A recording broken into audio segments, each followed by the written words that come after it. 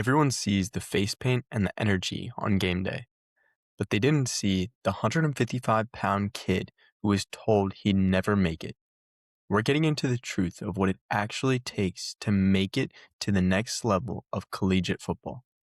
Today, we look at Gannon Weathersby. He went from getting tossed like a fly as a freshman to a leader for the JMU Dukes defense. This isn't about luck. It's about the work done when no one is watching. I'm your host, Nick Gonzalez, and this is Almavora Podcast. Let's get to work. Appreciate you for having me. Yeah, we're excited to hear about your story. So, before we get started into this crazy face paint that's going all over social media, I want to know, who was Gannon Weathersby before he got started with football? Where did you find the love for the game? I've been playing football since I was 4. It started, really when I was a kid. I used to always wrestle with my little brothers, my older brothers, and my dad and my dogs. Obviously, the first sport they're gonna put me in is football. I fell in love with that off rip, and I was just good at it, so I just kept sticking to it. There you go. If you're good at something, you might as well stick with it and see how it plays out. So, Yeah. I want to know, when you got started with football, when you got to high school, did you realize you were better than everyone else on the field? Did you start varsity your freshman year, or what did that look like when you got to high school? When I first got to high school, I went to Langston Hughes, and at first, we went 2-8 my freshman year. So I played because a senior transferred out, and at first I was nervous. I was 160, 155 playing linebacker, and I was going against Will Anderson, Nate Wiggins, and all them guys. So I was very nervous, but surprisingly, they put me in, they trusted me, and I ended up was first team all conference, and that's when I realized I was oh, okay, I can actually go far because I wasn't really thinking I could get scholarships in this. I was just doing it, just having fun, just knocking some people's heads out. While I was in high school, I'll say my freshman year when I accomplished that, I was okay, I can actually get some scholarships in this. And that's when I started taking it serious. Where are you from? I'm from Atlanta, Georgia. Wow. You just named some top-notch guys. So Yeah. I'm assuming Georgia football is something else. Yeah, it's a lot of competition. Big state, but it's talent everywhere. South Georgia, North Georgia, Metro, it's everywhere. To be a part of a 2-8 program and still go all conference as a freshman, or first team all conference, right? Or all region? All region, all conference, same thing. Same thing. All right. To be a freshman and go first team all region, that is insane alone on varsity. That's definitely speaking highly of your football knowledge. And I want to know, after that first season, did you get any offers or any looks your freshman year of high school, or what did that look like in the recruiting process? When did that fully start for you? Well, I was getting looks, but COVID hit the second semester, probably around February, March. COVID hit, so everything got shut down. Everything slowed down. Junior days, visits, it got shut down. But I did when coaches was looking at me, they were trying to say you got to put on some weight. I know you're a freshman, but you got to put on some weight. So I remember during COVID, I was drinking protein shakes, doing push-ups. I was just doing anything I can. I was eating lunch lady, knew my first and last name because I keep going over there. I was hey, yo, please, give me some more food, nachos, whatever y'all got. And I went my freshman, I went from being 160, 155 to 185 the very next year. So yeah, Wow. putting a lot of weight. Put on 25 pounds. That's actually very impressive to be a sophomore and just gain 25 pounds. Might have been a little bit of fat, might have been a little muscle here and there. But, that's impressive as a young high schooler. So during that time, I know you mentioned some push-ups here and there, but was your strength program in high school? What did that look like? Yeah, so we have a strength conditioning coach. Shout out to Coach Williams. He's also my linebacker coach as well. But he taught us. He always go to other colleges, other schools, and see what they do, and he'll implement it to us. So and he knew we had a good young class, a good freshman sophomore class. So he was really building us up and grinding us with power clean, hang clean. We was doing stuff that Olympic lifters was doing. So it was crazy. But it showed in the game. So when we was winning, the very next year, we went from 2-8 to 10-3, 10-2. Wow. So it was okay, this is working. We're gonna trust him, put all our trust in him. So, wow. Yeah. Him copying that same strength training that's in college now really just amplified your athleticism and your team's ability to play better on the field rather than just go straight compound lifts and push-ups and sit-ups when you're in your room bored. That's very impressive, and it speaks highly of the value of the strength and conditioning program that's in college, those coaches really can make or break a team that I've seen so far in college. Like, Right. it is I insane forgot. how Yeah. impactful those coaches are. So how's the new strength coach at JMU? I heard you guys don't lift as much as you did with Derek Owings. Ooh, that's a lie. That's a lie. I'm probably not as much conditioning, but we lift heavy. We're probably for the most part, we're still lifting a good amount of weight, still throwing on 400, some Oh, people 500, 600 pounds. We still lift, but it's more so like he's going to get the best out of you. It's more like mental. Obviously, everybody hang clean, power clean, squat, it's the same thing, but it's more so he's going to turn into like a mental thing on like what's going to push you, like what's your why? Like, well, absolutely. why you not working here? Like, are you off? Like, keep going. So it's more of a mental thing, and that's what I really like about it. And you see it in the second half in games to where, okay, we're down or if it's a close game and we got to push through it. The whole team just, some reason, we just click. So you see it carry itself. No, yeah, Wow. having a strength coach that, who's always testing you guys' mental, that makes me think of like, what are the kind of workouts you guys are doing? Like, is there anything top of mind as maybe like the toughest workout or something that did test your mental? Because like I'm asked basically just what's like the craziest workout he's had you guys do? Because we've heard some crazy things. Crazy things. I would say the crazy things probably was like in season. In season, I'm thinking, okay, like we're in season, we're probably not gonna lift as heavy as we did in the summer. Yeah. And like, no, we don't know. He kind of like, have it like sorted out. But I'm thinking, okay, I ain't gonna lift 500 pounds. I could lift 225, maybe 315. I Yeah. was wrong. Uh, we're still lifting heavy now. He still got the volume to it. He make sure we ain't gonna kill ourselves. But like, Yeah. you're still like lifting a good amount of weight, so you're not falling off. You're not getting weaker. You're not getting slower. Like you're still keeping your explosiveness. You're still keeping your strength. Yeah, That's that's good. awesome. Do you agree? Do you agree with that approach? Because I know a lot of other strength coaches where they do huge fall off on, the volume of weight where it's all about just durability now. You don't see a lot of people like, all right, now we're still going hard. Like, and that if I may be mistaken, but like, that's kind of how you're explaining it, how like nothing's really changed. It's like, you're still like going. Did I right? Yeah, like you're still living. Now, obviously, like you're not gonna keep hitting your max every single Yeah. week. Like you're still putting enough weight to where you're still lifting, you're still getting a good pump. Like you got the muscle still flexing up. You Yeah. still basically looking how you was in the summer. It really no fall off for real. Yeah, for There you sure. go. There you go. That's good. That sounds like a good strength Yeah. program at JMU. So I'm happy for that. So I Yeah. want to go back to talking about because we got a little off track, but I want to go back to when Gannon Weathersby got his first Division I offer, and what was that moment like? Paint us the picture. So it was my junior year. I was at Westlake. I was at Westlake High School, and we just got done with like a 7-on-7 camp. We went to a college. We had like a 7-on-7 camp. We was traveling to different schools. It was like a visit for like the It team. was at the summer. Yeah, like during the summer, we Yeah. travel. And I got a call from the safety coach at Middle Tennessee. And after that, like me, like I always been told, like I always get overlooked. And, they go to other guys who got the size, who passed the beauty pageant. So when he called me, I'm like, okay, what he want? So I'm getting nervous. Then when he said, no, now like we seen you train, like we seen your film, like we want to offer you. Kid you not, I threw my phone, I started running around. My team was all happy for me. I just seeing my grind just like pay off finally. I called my mom, mom was crying. That was big for me because I never knew like it could really turn out because I've been getting told you're too small or, people just doubt you the whole time. So for me to see it pay off, tears of joy, you know what I mean? Yeah, 100%. That had to be the best feeling ever. I'm sure your parents and your family were all going crazy to hear that. That's so awesome that it was with your team too. Like that's a Yeah. surreal moment. Like that's awesome. So I want to know when you were getting recruited, now you've got your first offer in high school. What was your thought process after that on the field, off the field, in the classroom?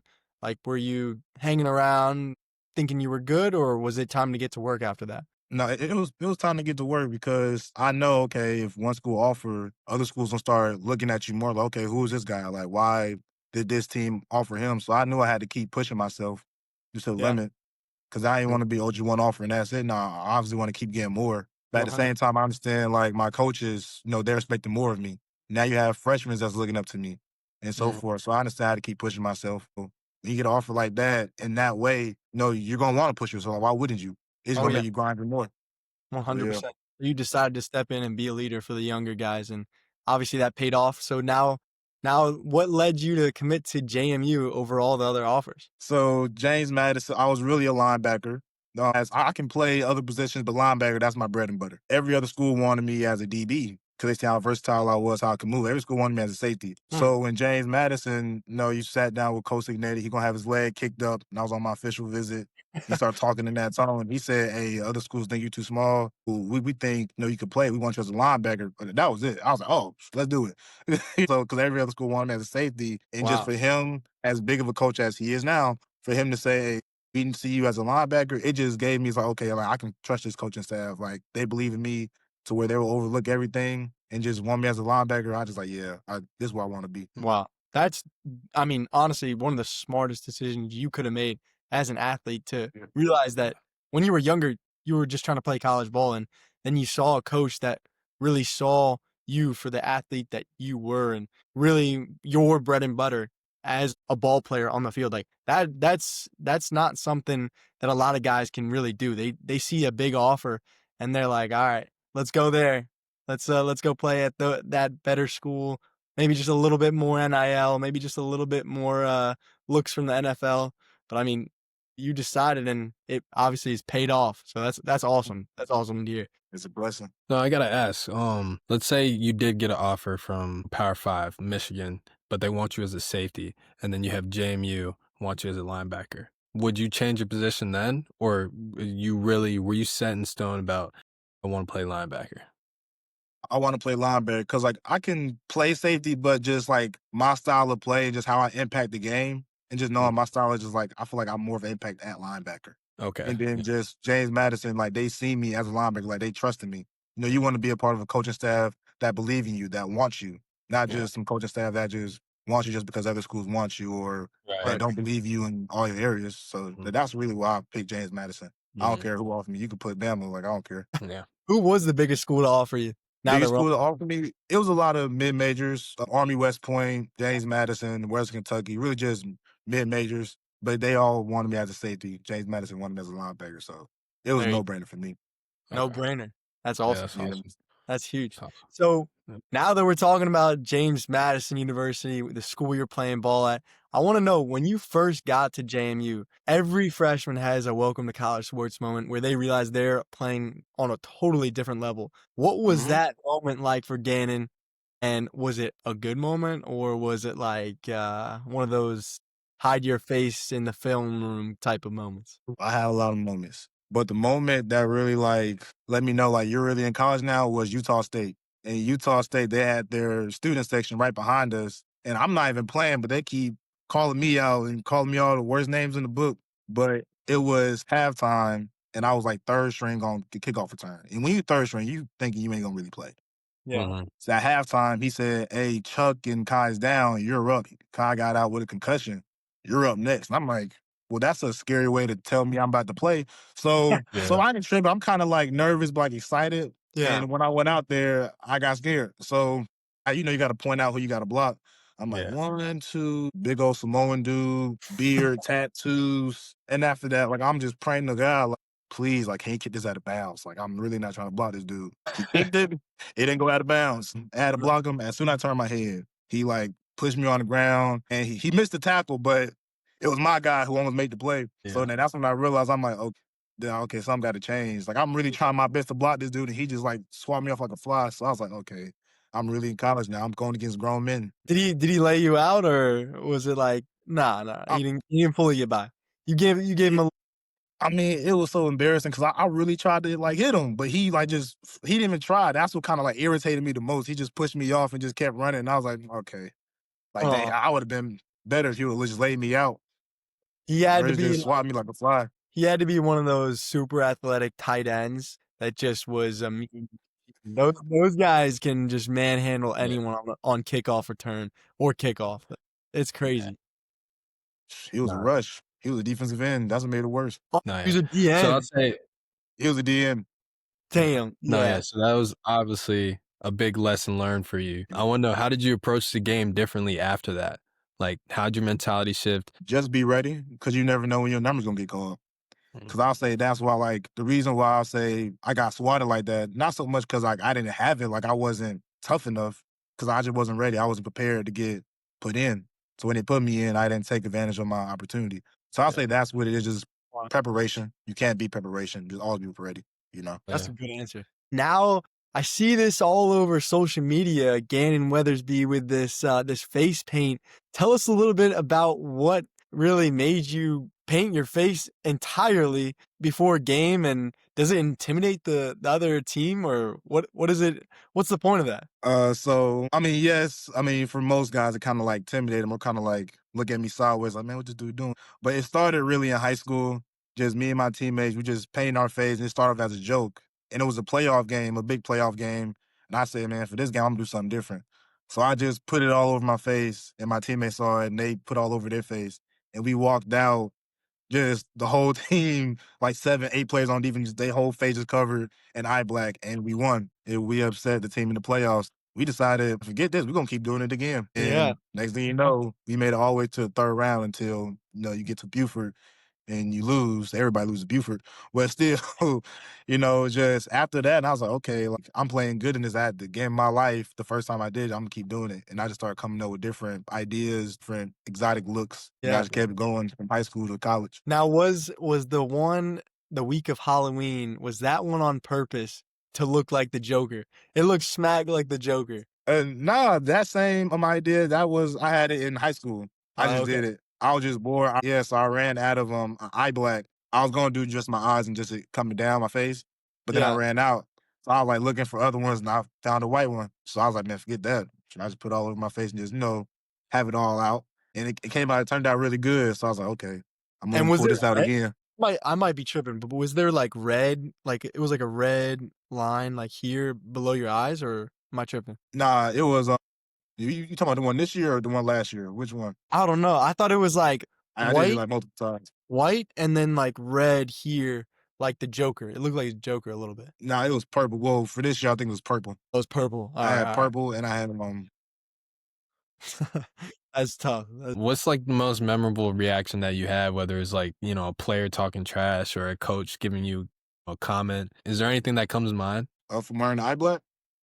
Yeah, just like, from the mask you wore that game. Yeah, I'll say the first time when I did it in high school, the whole offensive line, they just looked at me crazy, like what's up with this dude? And after that, I blitzed and I just made a tackle, and they was like, bro, somebody got to get the Joker, like somebody got to get whoever this dude is. And Yeah. yeah, I mean, it kind of intimidated them for a little bit, but it only works if you make plays. If you don't make plays, nobody gonna care. Yeah. What about this It's most only recent game when intimidating it when you started make plays. blowing up? This most recent game against, I'll say I did it multiple times. ODU, Texas State. I just wore, people kind of got used to it, but even then, like the quarterback was like, "Oh, good face paint," and he just went on about his day. By that Yeah. time, people ain't really tripping like that. But I'll get Yeah. compliments like after the game. They'll say, "Hey, how you do it?" Like, can kind of take a picture with you. Like little kids come up to you Yeah. after the game. So yeah, That's Yeah. it's cool. yeah, that, Is, has Bob Chesney ever said anything about the face paint? He loves it. Like he liked the way I express myself, and he just allowed me to be me. So I like it. There you go. That's good. Sounds like Bob Chesney. He's the man. Speaking of coaches, I want to know, you've been in the room with a lot of great coaches like Kurt Cignetti, Bryant Haynes, Bob Chesney. There's a lot of great names that you've been coached by. What would you say is the most impactful piece of advice that a coach has given you? And who was it from? I'll say the most impactful. I'll say Coach Haynes.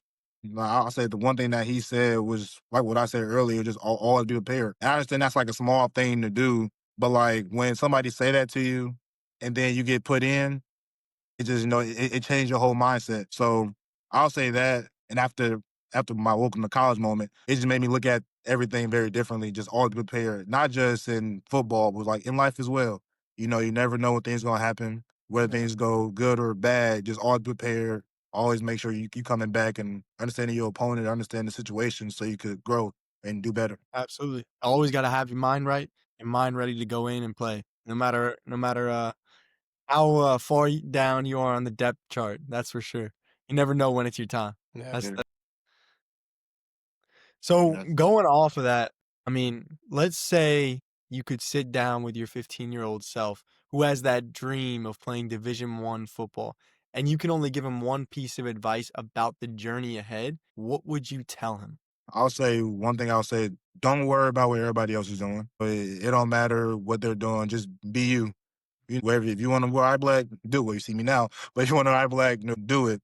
It don't matter if people is going out. You don't feel the need to go out. If you want to stay in, stay in. Don't feel tempted by nobody else, peer pressure or nothing like that. Just be yourself. That's what I'll say. That's me. So how do you like juggle not going out and still having those friendships and bonds with your teammates and friends when that's like pretty much all college is going out, going to class, going out again? How do you juggle that as an athlete?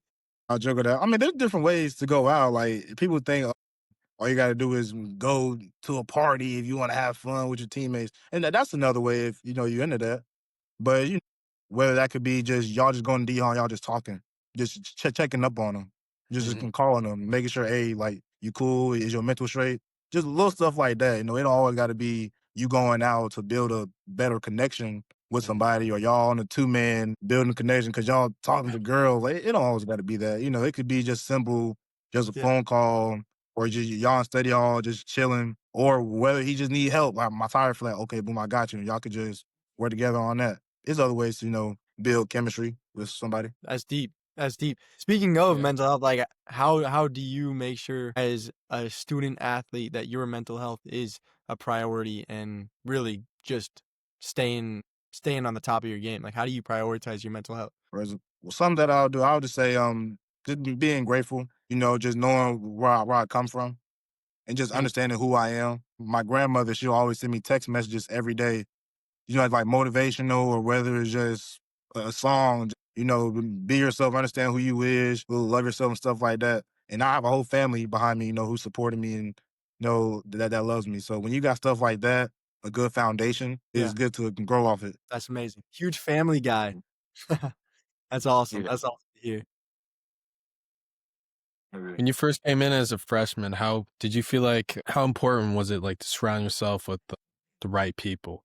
Like I asked that because I know, me coming in when I was a freshman, it's you got half of the guys who, they want to play now, they'll do whatever it takes to get on the field, and the other half where they're just trying to enjoy themselves and I'm not playing, I'm redshirting. So, I'm gonna be outside. Like you got two different types of, groups there. So like how Yeah. important was it for you to keep your head straight and, make sure you associate yourself with the right group. Yeah, so my freshman year, that was more like a learning year for me, I would Mm. say, because that's when I had my ups and downs. Yeah. Just college experience. You coming in, and Yeah. first day you getting cursed out by coaches, and then you waking up at 5 a.m. in the morning. Then you Yeah. got school. Just that was a big learning curve for me. So I would say with stuff like that, just surround yourself with people who got the same goals as you and that wants to do better, that wants to succeed in life and on and off the field.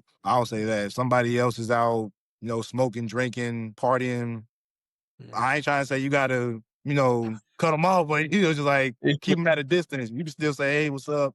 That must be cool with them, but just keep them at a distance and just keep the people who want the same goals as you close. For That's sure. what I think. That's what I learned. Yeah, for sure. 100%.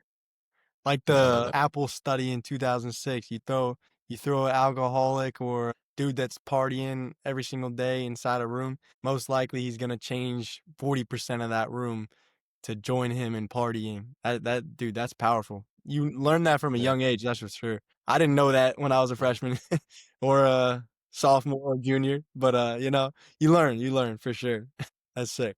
Take us inside your head during the most high pressure moment of your career and the game is on the line, everyone's watching. What are you seeing, hearing, telling yourself to stay present and like executing that play? So this is against North Carolina, 70-50, B to A. But it was against North Carolina, and it was against North Carolina, and this at the time to where they were starting to come back.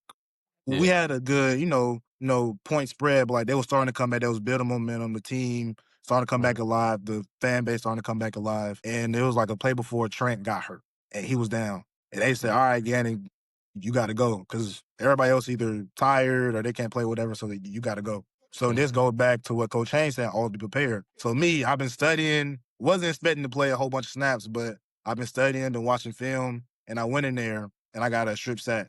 And when I got a strip sack, it kind of put a nail in the coffin. And for the most part, that was the game.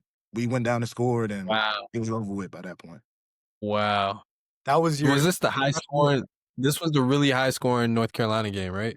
Sophomore year. sophomore year. That is insane. Sophomore year. And you had that. You put the ice in the game, really. Like, Yeah, and it was just crazy because, it was crazy because I wasn't a full-time starter or anything like that. So I played a little bit, but I wasn't like no full-time starter. I was like a package guy. So the fact how I went in and make a play at that moment on that, platform, it just, it was a blessing. to this day, would you say that's like the most memorable play you've had at JMU?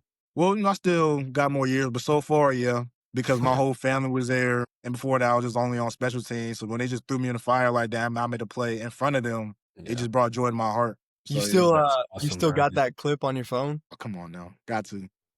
There you I'm No, going to bring definitely it back to my kids. Yeah. And then my last question for you. Have you ever had a coach say something so wild or out of pocket or crazy to you or a player to this day, like you can't forget it? Like it was just that like crazy of a thing to say. Yeah, it was my senior year. And it was my senior year, was playing the game. We won, but you know them games to where like you won, but you feel like you lost is one of them games. And the player, he basically messed up a run fit. And he was basically going through it because, him and his girlfriend broke up. So the coach came in with the little dot, the little laser. He said, "Look at this. This is just soft, no hips. See, this is why your girlfriend left you." And after that, like, I'm like, Nah. ooh, that's like low key disrespectful. And Yeah. I don't know. I don't know how I reacted because that's deep. Wait, That's personal. This is back in high school? This back in high school, my senior year. That's crazy. Those are crazy, fighting bro. words. Yeah, it Those get are wicked. fight- in the team meeting room. That's kind of Yeah, crazy. those are. That's He sick. said that's why your girlfriend left you. Yeah, and it was sad because like everybody in school know it, but it's like, come on, coach, like you ain't gotta say that. I know y'all was just trolling him or just laughing. Y'all had to be laughing in there. I mean, nobody was well, me, I wasn't laughing, but you can kind of like see people's faces, just like like damn, that's deep. You kind of hear like the sound effects. Yeah, My I was ass would be like looking. I would have been instigating like shit. You know what I'm saying? Like, nah, that ain't me. I would have been out the way like I don't call it that. yeah. Nah, that's insane. But to end us off, I did want to ask, like, you are a junior in college now, playing Division I football, and you know a lot, and you've seen a lot. I want to know, like, is there anything that you would tell like incoming freshmen that you wish you knew now as a linebacker? Like anything in particular that we haven't gone over or asked you about, like something that you learned, something that you experienced that just really stood out and was like, oh, I wish I knew that before I got to college? Yeah, I'll say don't be afraid to ask for help, or if you don't know, don't be afraid to go to your coach's office and like really try to learn and understand the playbook. Because when you come into college, these high schools really don't know nothing. Like they think they know ball, but they really don't know nothing. So like get with the coaches, get with the older guys, who are starting or second string, just consistently go with them over plays. Because when you understand the playbook and the faster you understand it, that's how you get on the field. And just try to be in every special team and try to find a way on special teams. That's what I would say to like the freshmen that's coming in. So it sounds like your coaches in the past have always had like an open door policy where you can come in and ask any questions. Is that true? Yeah, for the most part, why wouldn't you want your players? Why wouldn't you want your players to come in and ask questions? When they understand, it helps you. I always try to be open. I always try to ask questions, like anything. After my experience from freshman year, just thinking I know stuff and I really didn't. So that's one thing I would say to like the younger guys. That's powerful. That's sweet. That's a good way to close it off. I think that was a fire answer. Gannon Weathersby, appreciate you joining us where we have the top college athletes and the top college coaches share their own experiences of how they made their dreams into reality. It was a pleasure having you on here, man. It was good to talk to you again, and I think you definitely will teach a lot of younger guys out there with the lessons that you've experienced, man. I appreciate it having me. Yeah, bro.